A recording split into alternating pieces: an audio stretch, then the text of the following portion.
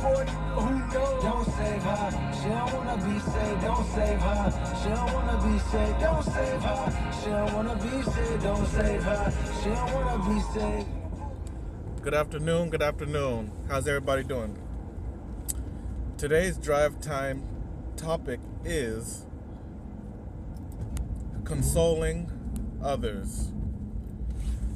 I've found that moments where this is being done helps the person that is lending an ear, and it also helps the person that is able to vent. It also helps that person that's able to relieve some stress, relieve some pressure, take the weight off of them, even if it's just for a moment. Now, a lot of us, whether we're walking down the street, whether we're driving, whether you're on the bus, wherever you are, grocery stores, movie theaters, any and everywhere, a lot of us see people and we may think to ourselves, that person seems like they might be having a rough day, or they just might seem a little down and out. And sometimes that's the furthest that any of us go.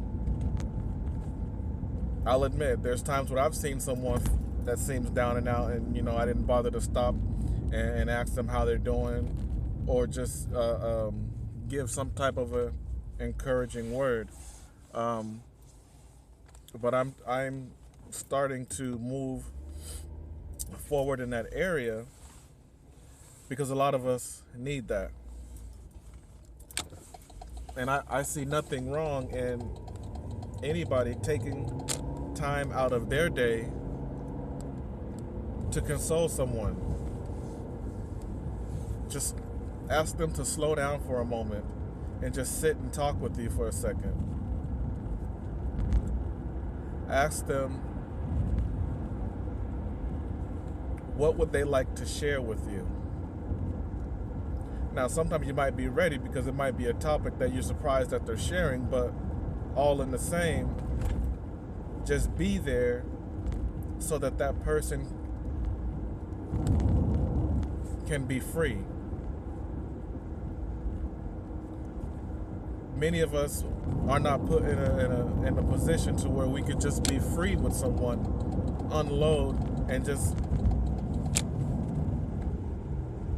be ourselves. So if you see someone out and about, just ask them, what would make your day great? And sometimes it's just that right there. Someone taking the time to notice what they may be going through and taking the time to address it. That alone goes a long way, goes more than you may ever know.